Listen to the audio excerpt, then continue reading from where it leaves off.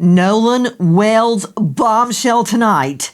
The dead teen's messages deleted after his body washes ashore.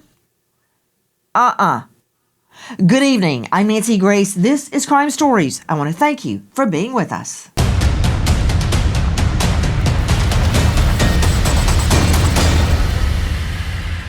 "18-year-old football star Nolan Wells heads to Horn Island with his friends to celebrate the 4th of July. But hours later, after he doesn't return to shore, his friends report him missing, launching a desperate search across the water.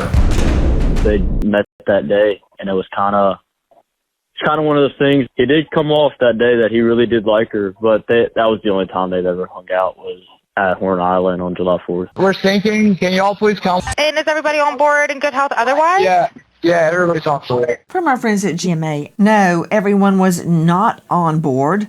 Nolan was not on board. And who's the mysterious girl he met for the very first time the day he goes missing? His body spotted by the United Cajun Navy, washed ashore. We have obtained that photo. We are choosing tonight not to show it. That last sound from our friends at NBC, joining me in all-star panel. But first, straight out to Todd Terrell, representing the United Cajun Navy, participating in the water search for Nolan Wells. Todd, thank you for being with us. What did you observe? You know, Horn Island, that area right there is an area that we have seaplanes that we operate back and forth to the island, taking people back and forth fishing, or all field workers, you know, back off to rigs and stuff. That morning, the body was observed on the northwest portion of Horn Island, which is not unusual for someone to drown and be washed up in that area. There was a park ranger that was on the island that actually had spotted the body, and we were calling in down to law enforcement officials on the ground what we saw from the air. Todd Terrell joining us from the United Cajun Navy, called in to participate in the water search for this young star athlete, Nolan Wells, tonight. Mystery swirling around his death. How is it that a group of his friends go out on a boat? They go to a remote Horn Island. There is nobody there. It's uninhabited. There are no phones. There are no bathrooms. It's just a hangout place. How does he end up dead on the shore and everybody else makes it back? I want you to hear one more time what the group is saying about that day. They met that day, and it was kind of one of those things. It did come off that day that he really did like her, but that was the only time they'd ever hung out, was at Horn Island on July 4th. Todd, you stated to me that it's, quote, not unusual for bodies to wash ashore in that spot. What do you mean by that? Because if it was that common, wouldn't this be designated a dangerous area and there would be warning signs? What do you mean it's not unusual? I find that hard to believe.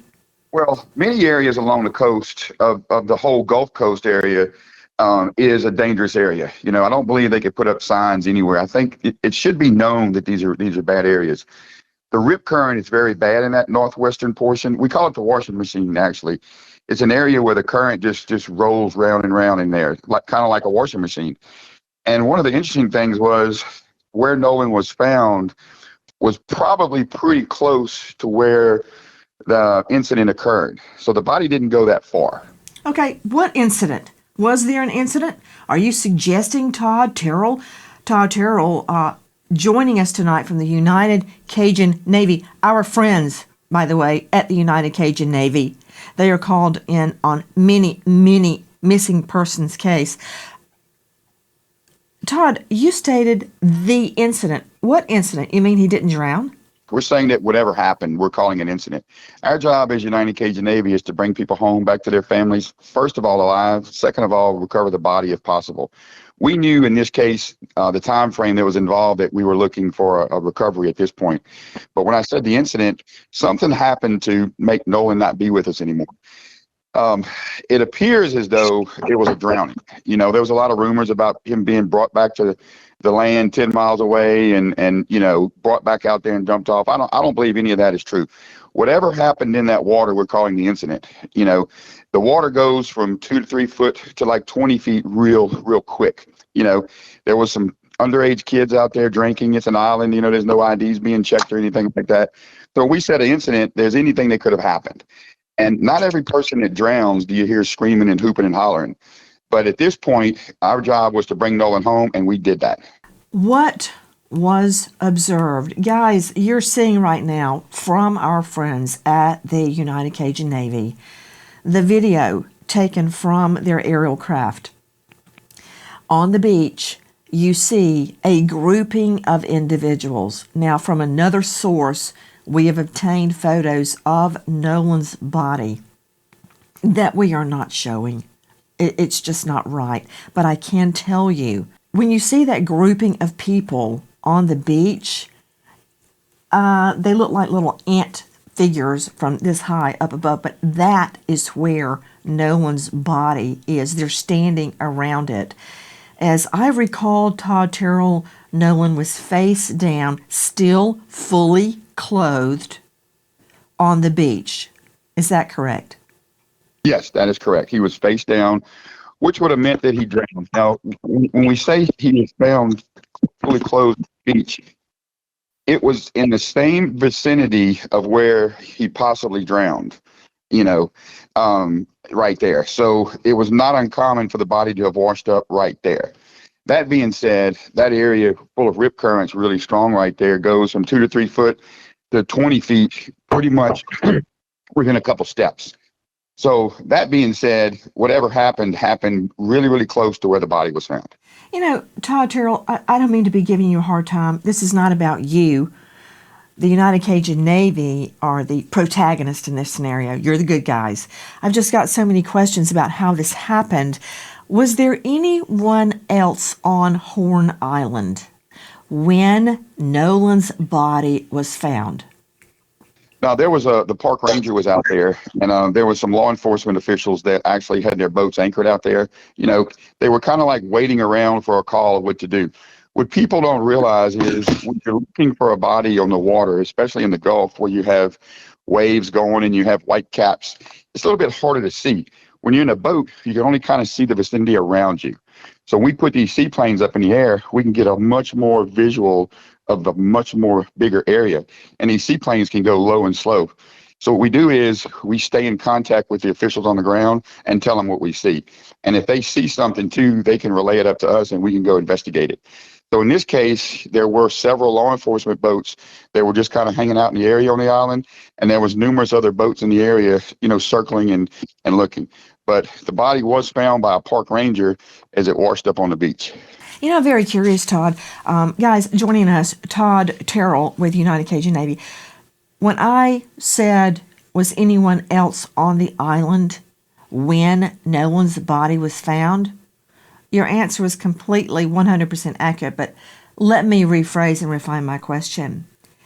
You're saying the park ranger found him. That leads me to believe there were no friends. There was no newly met girlfriend.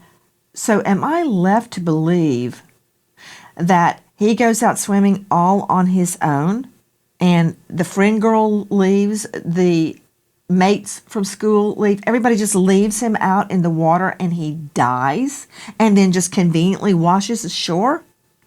Somebody just left him out in the water?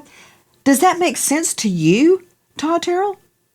Well, you know, being a person that goes to this island and several other areas that you can only get to by boat. We have some restaurants and bars in Louisiana that you can only get to by boat, which means you have to hitch a ride with somebody on a boat or that has a boat to get there, which a lot of things could go wrong in that scenario. But as far as what we believe, I believe that Nolan went out there with a group of friends. They were friendly, obviously so, because he was even out there. I mean, you got to understand, to go to an island, you have to have a boat, which means you have to have friends, which you have to have people that kind of like you to even bring you out there. So when Nolan got out there, the group of guys he was with, you know, they decided to come in a little bit earlier. They were having some engine trouble in their boat, which is not uncommon.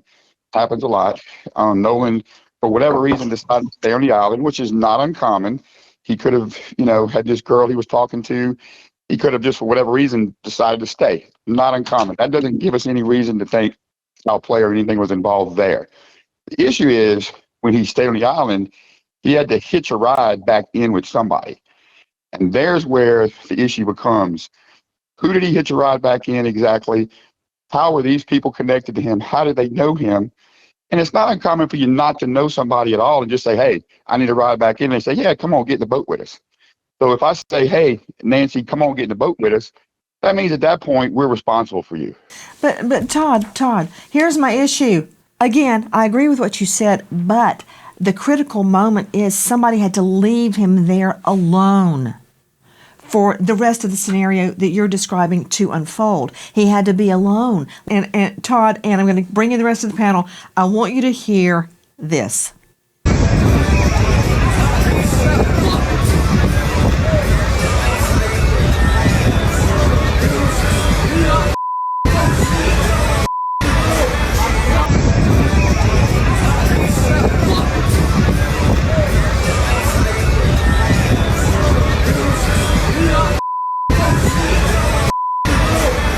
That is from Anna Moore on Snapchat, and you have to listen very intently to hear what she claims is being said.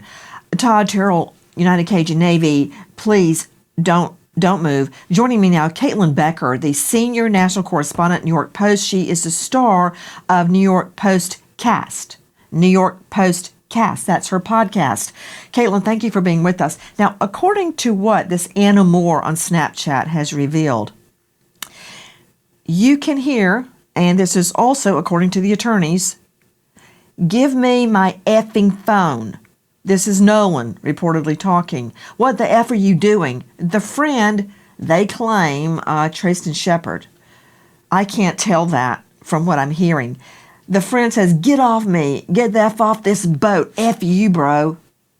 Now, the voice we believe is Nolan's is, give my effing phone. What the F are you doing?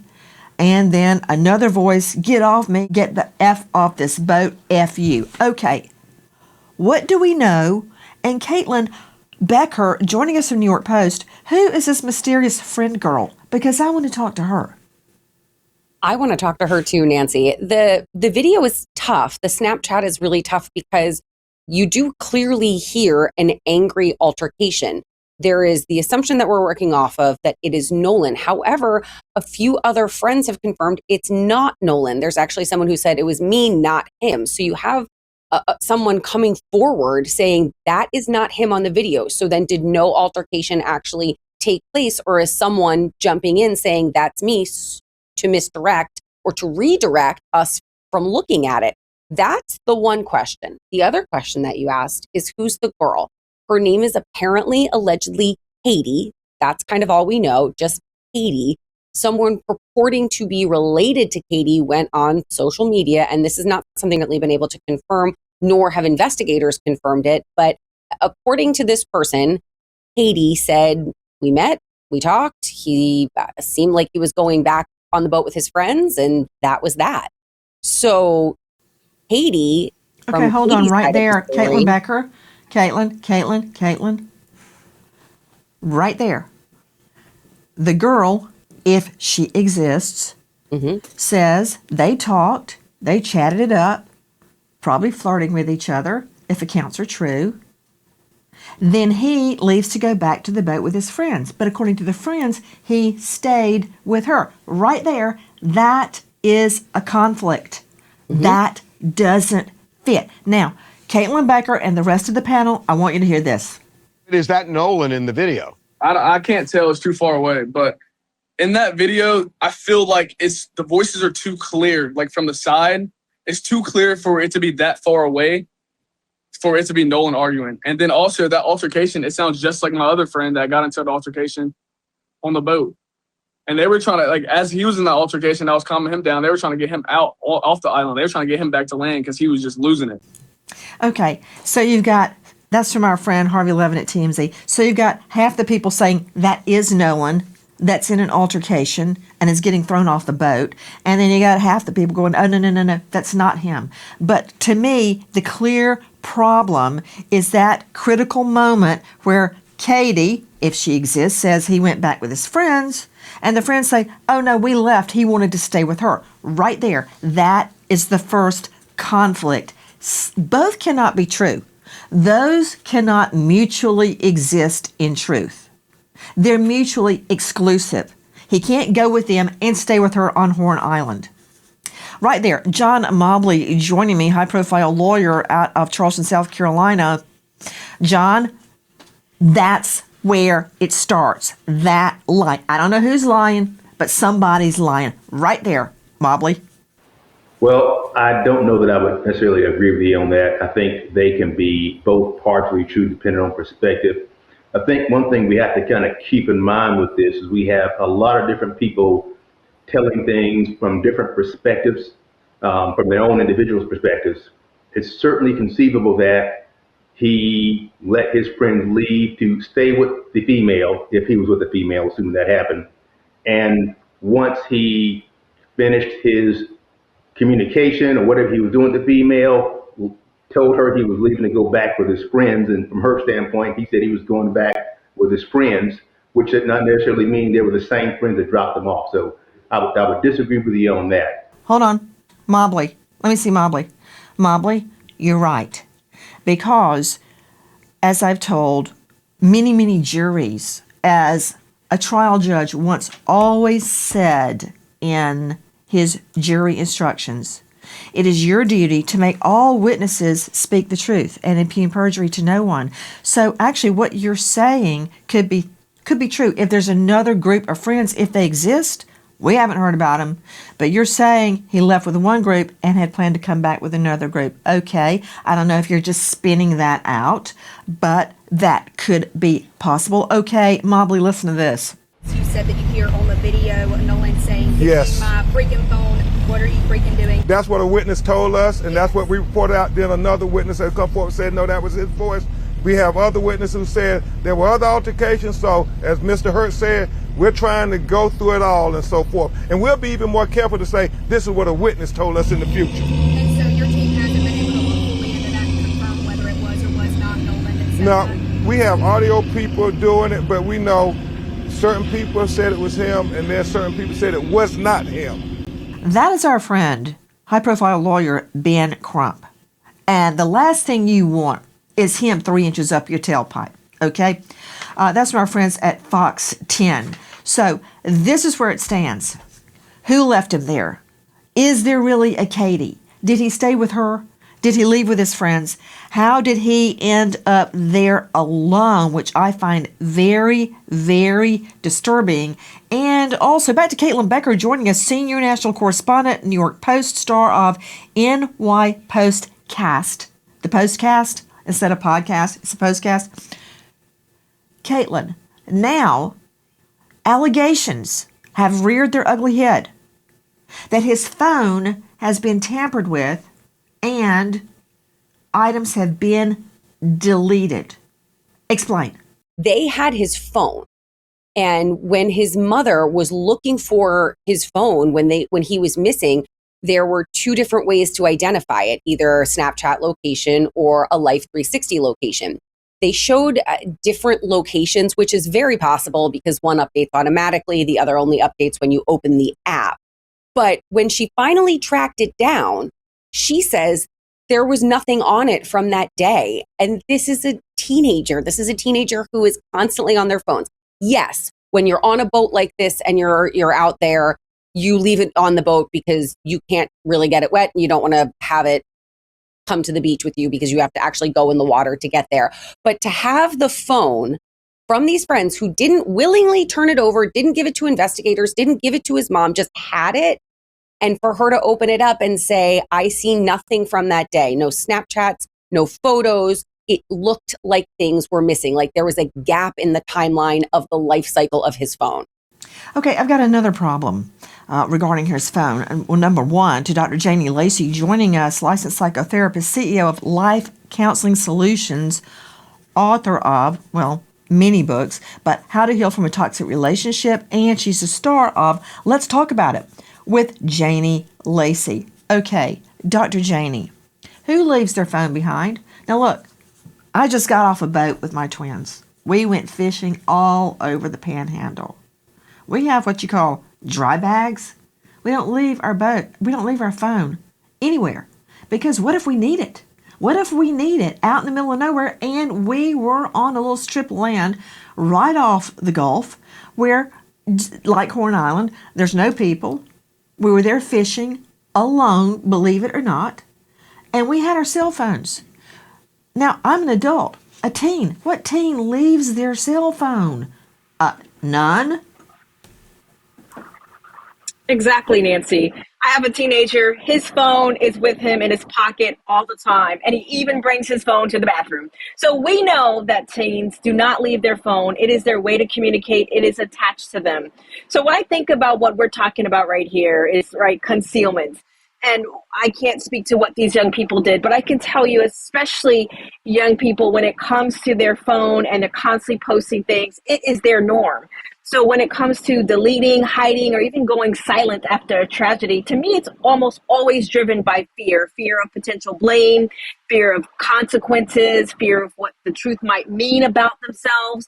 But we know that secrets don't protect. And when teens don't have their phone, or when their phone potentially is taken from their friends, we know that there's a reason behind that. It's usually driven by fear, Nancy. Okay, I got another issue. Caitlin Becker joining us with New York Post. Caitlin, the Life 360 seems to show something very different than other digital evidence. What do you know about that discrepancy? It comes down to location, where the Life 360 shows him on dry land versus where the Snapchat showed him in the water, where he was and where the phone was positioned.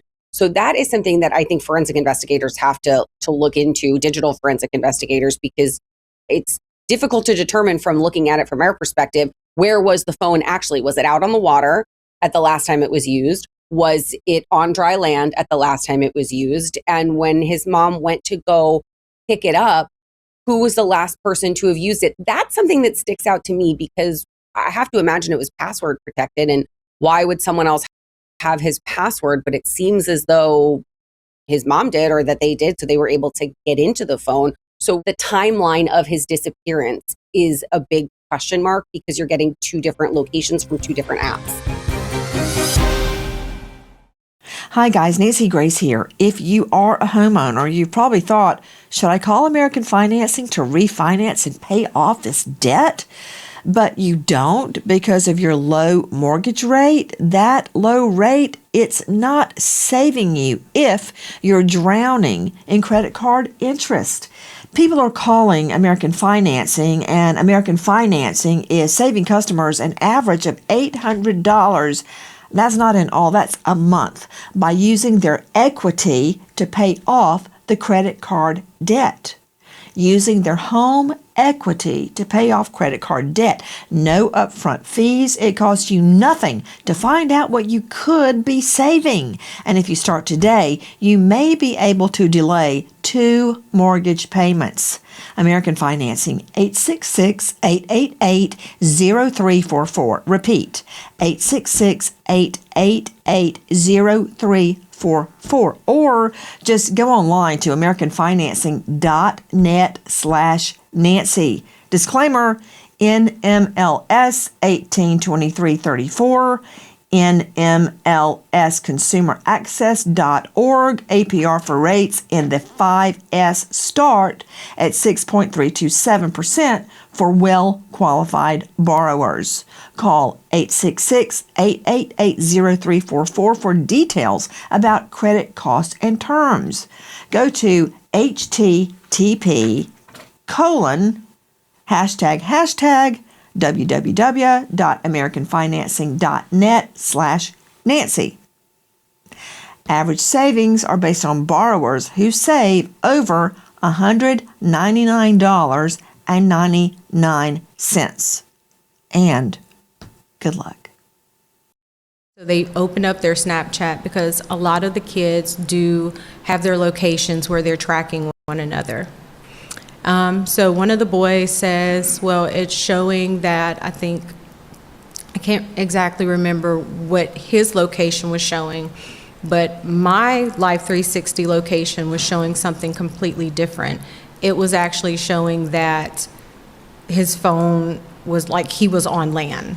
And so we ended up, she received the phone from that parent. So the Snapchat location looks completely different than the Life 360 location. So when I pulled up Life 360, it was different. It was showing everywhere the phone had been. Like it had, I was like, well, it's showing that he's back on land. Like I'm not, he was like, but no, he didn't come back with us. N-O. I've tracked my son 100 times when he's fishing, and it shows he's in the water. When he's off the water, it shows he's on land. The mom is right.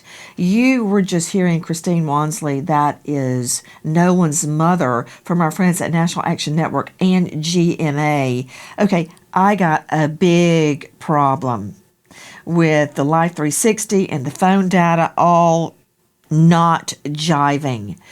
I could see it, John Mobley, being a few blocks off, but not the discrepancy his mother is describing. I'm not buying that. And another thing, while we're talking about discrepancies, John Mobley, do you have children?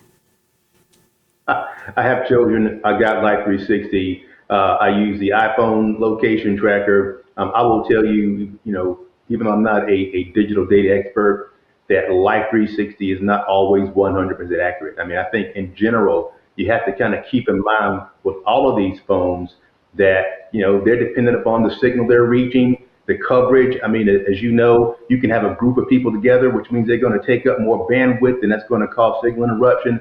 I think it'd be premature for anyone to try to interpret the data without an accurate digital download being conducted on the phone. Oh, okay. I'm sure Life 360 and the iPhone industry is going to call you on that. I'm really surprised at this juncture, Mobley, that you'll actually argue with digital forensic evidence. But okay, who should I believe? You or the phone, the Life 360 and the iPhone tracker? I want to be clear. That's but not, that said, the reason I asked you, evidence. I'm hearing something, and it's you. Mobley, if you have teens, okay, you should know about Snapchat.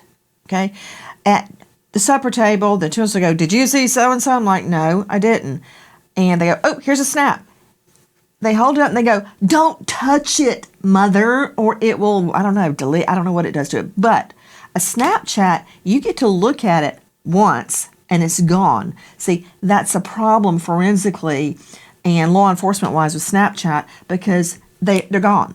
Unlike a text, or you send a photo, or an email, or you send a video, as Alex Murdoch, that nailed his coffin, those stay.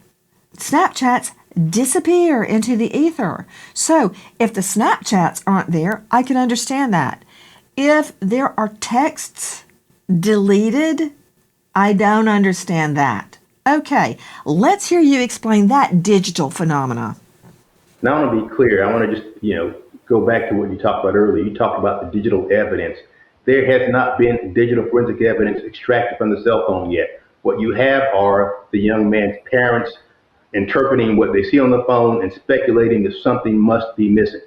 That's what you have. But both, you need to have a forensic digital data extraction, and correct. That can determine if text messages were sent, were they deleted, if photos are deleted, all that needs to be done. I mean, there's no doubt about that whatsoever. But just individuals kind of looking at the phone, trying to interpret these things, that's not digital evidence. That would not be admissible in court. And actually, it would not be reliable.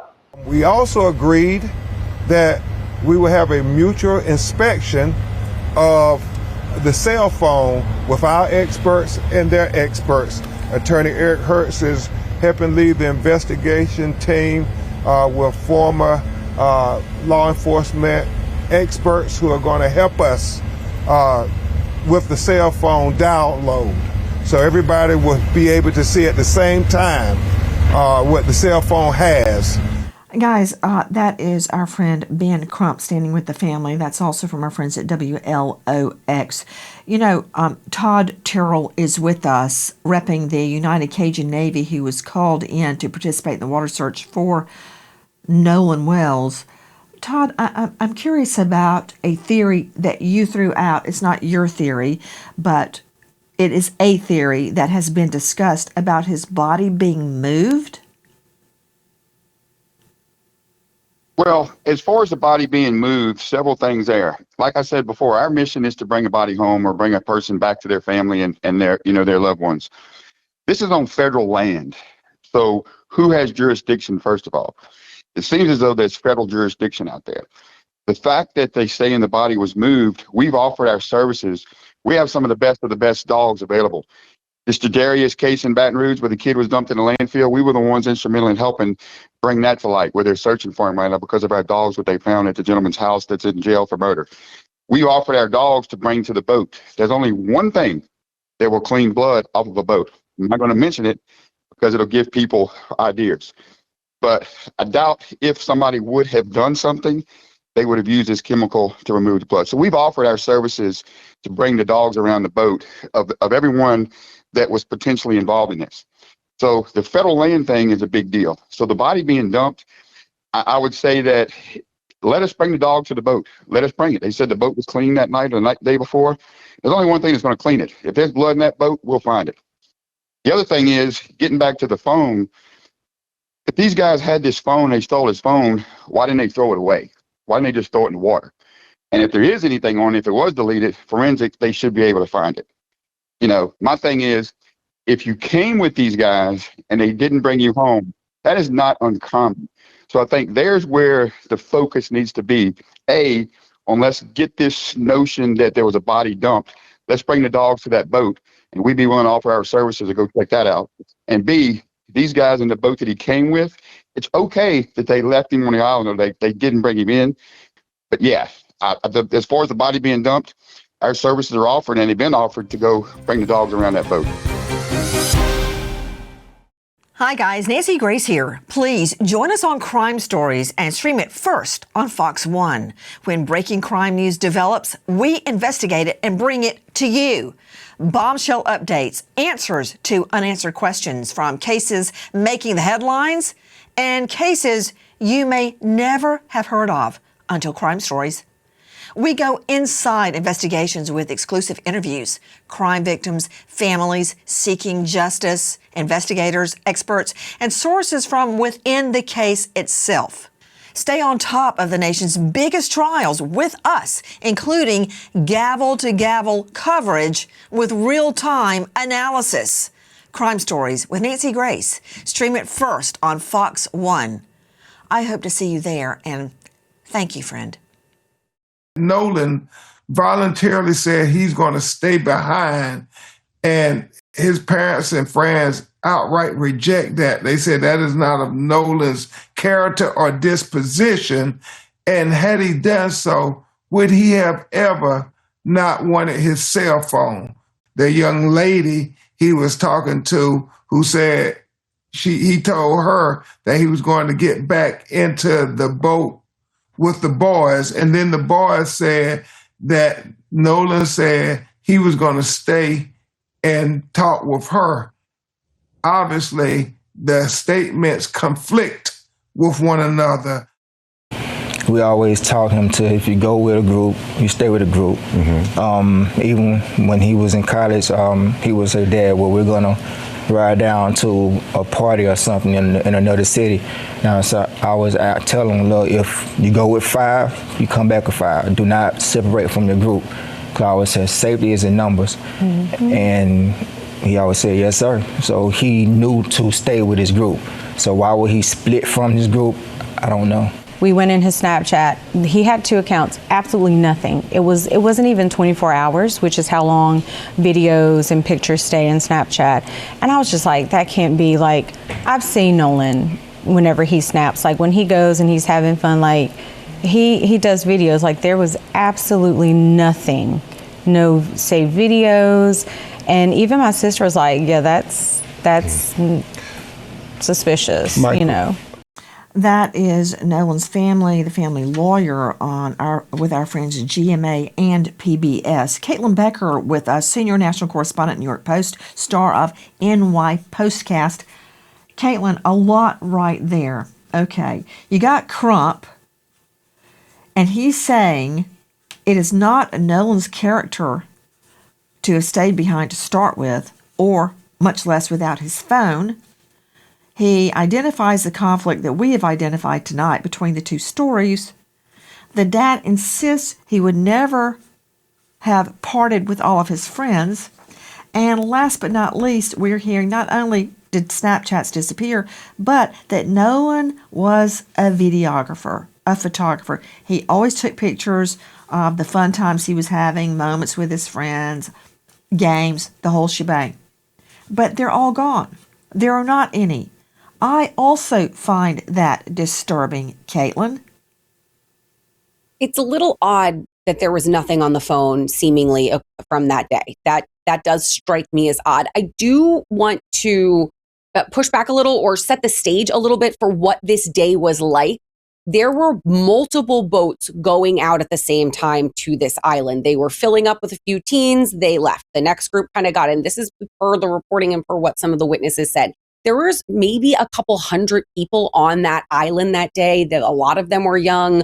It was supposed to be some big kind of summer extravaganza before everybody, went back to school. So I don't think it's accurate to say he wouldn't go back with his friends, or he didn't go back with his friends, or he didn't intend to go back with his friends, because I think there were more than just those 4 friends on one boat that it sounded like the intention was for him to go with another group. Where I get stuck is the point that Ben Crump made. Why would he let his phone go back with his friends? Sure, you want to stay and go back with another group. I get that. You heard, the person who was part of the search saying that's not uncommon. It does sound uncommon for anyone, a teenager, an adult, anyone to say, okay, go ahead and take my phone back with you. I'll stay without a means of communication for however long. That's what gets me. Why would anybody let their phone go on another boat without them, with no plan to get it back? Exactly. Now, regarding Snapchat, they delete immediately once they're opened. They can go about 30 days unopened, but you can manually set Snapchat to a 24-hour delete. And I'm wondering if that's what his mother is talking about. And on another front, listen. We had his body flown from Mississippi to Washington, D.C., because his family wanted to make sure that they had a doctor who had no ties to Mississippi law enforcement to do an independent examination of their son's body. And we are hopeful to get that results in the very near future. There is famed attorney Ben Crump speaking, the parents standing behind him, Nolan's parents, from our friends at Fox 10. Dr. Weigh in. Nancy, what I would want to stress is what we see with Christine, who is living through what we call ambiguity loss, right? And it is one of the most excruciating forms of grief there is. When a mother buries her child without her nervous system can't even begin to close the wound, because them searching her last memories, a hug and a kiss over a salmon dinner, and then silence.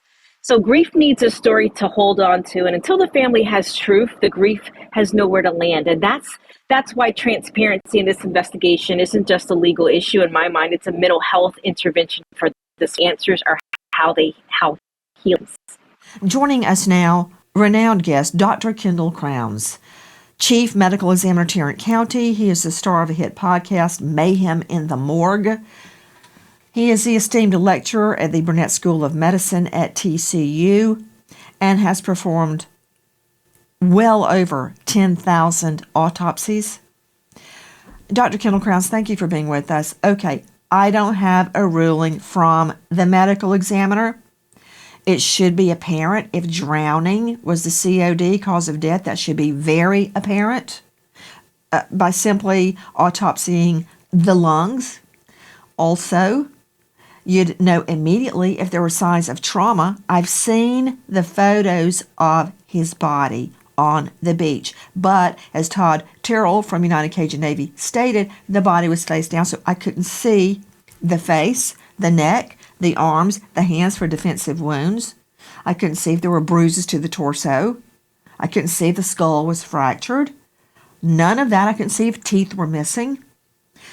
But it seems to me if those exhibited, we would know there had been blunt force trauma, stabbing, shooting, manual or ligature asphyxiation. We would know that. But yet, we know nothing. So, to me, that would rule out drowning or trauma. Are they waiting on toxicology? Is that what they're waiting on? And why would the body have been sent for an independent autopsy? I'm not saying there's anything wrong with that. But what's going on, Dr. Kendall Crowns? Okay, to start with, he was in the water for several days. I'm sure the water in that area is warm, so his body is going to be decomposing. He'll have skin slippage. He's going to have bloating from the decompositional gases and then purge fluid coming out of his mouth and other orifices. So then you also probably have post-mortem animal scavenging or marine aquatic life scavenging that can create marks on the body as well. So at autopsy, your question, wouldn't you be able to see the evidence of injury? Yes, you should still be able to see injuries, bruises, stab wounds, gunshot wounds, all that, even in decomposition, can still be seen, can still be determined. He doesn't sound like he's been consumed by aquatic life to the point that he's skeletonized in the front of his body. So my assumption is you would still be able to see injuries. Now, they have not given a definitive cause and manner of death yet, because to me, that means there's no obvious signs of injuries or no obvious cause of death.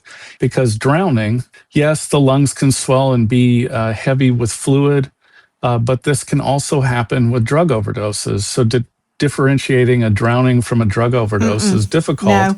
So you No. N-O.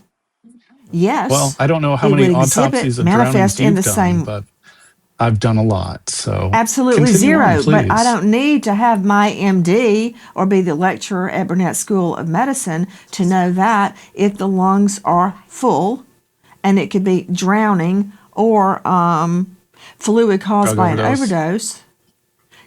Can't you get the fluid and test it? So testing of the fluid from the lungs there's nothing to test for. What you're going to look for is the pulmonary edema or fluid in the lungs. You're going to try and differentiate a drug overdose from drowning with a toxicologic study, which is what they're doing, and that can take up to 6 to 8 weeks. Drowning is a diagnosis of exclusion because it can mimic so many other things, including a drug overdose. You want to rule those things out before you determine cause and manner of death. And that's probably what they're doing. They're making sure he didn't overdose before they make the decision that he drowned. Now, the second autopsy being done, that's just the family obviously has no confidence in the local medical examiner / coroner system, and they've sent it to an independent person to do a second autopsy. Not uncommon, especially in cases that are more high profile or there's some sort of dispute, and they send it to an independent person to do a second autopsy to see what they can find. And from my knowledge, the information on that still isn't out yet. So they're also probably trying to find out what the toxicologic studies are going to show before they make a decision. So right now, we're kind of pending on what drugs he has on board before they make a cause and manner of death statement. Dr. Kendall Crowns, I understand, and I also understand your explanation regarding the potential drowning fluid in the lungs as opposed to or compared to the fluid in the lungs if there had been an overdose. If he's found right there, face down, it looked to me like in the surf, not out in the water floating, but up on the beach. So even if that was the least of it, the water still would have gone into his nose and mouth.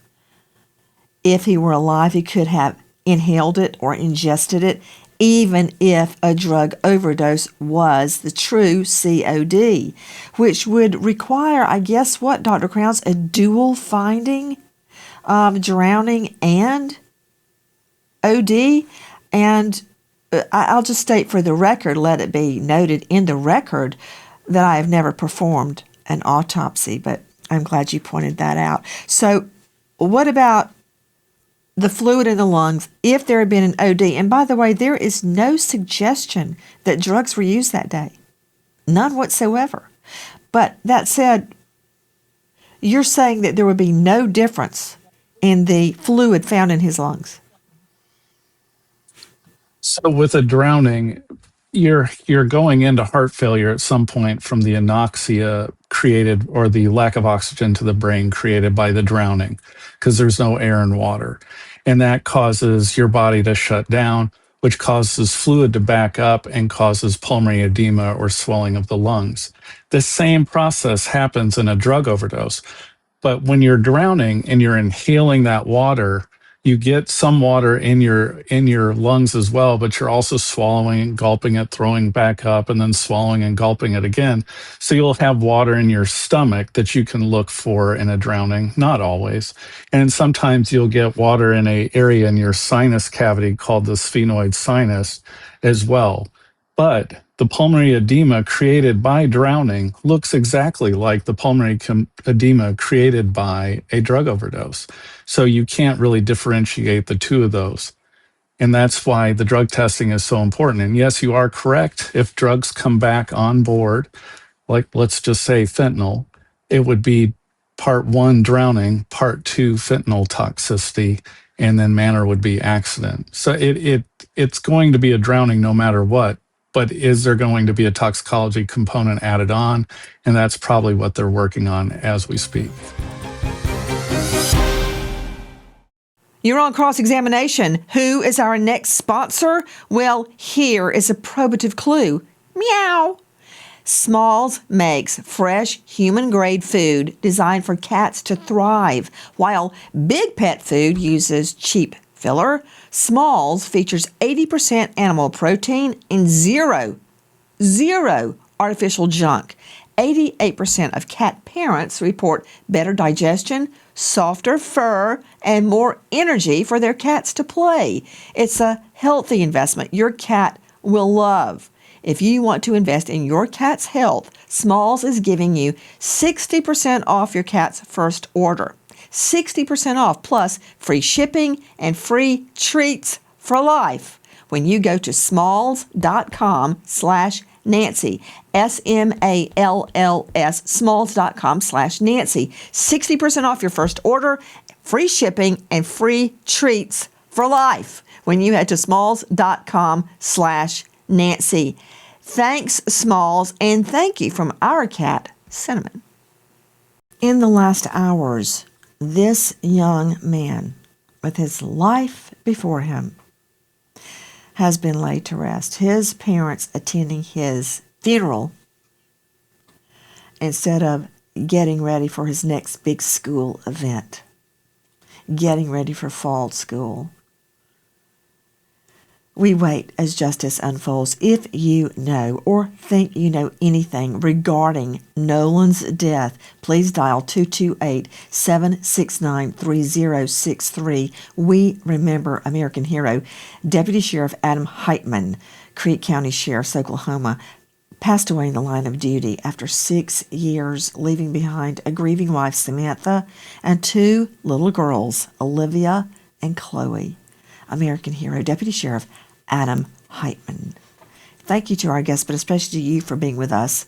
Nancy Grace signing off for tonight, but I'll see you tomorrow night. And until then, good night, friend.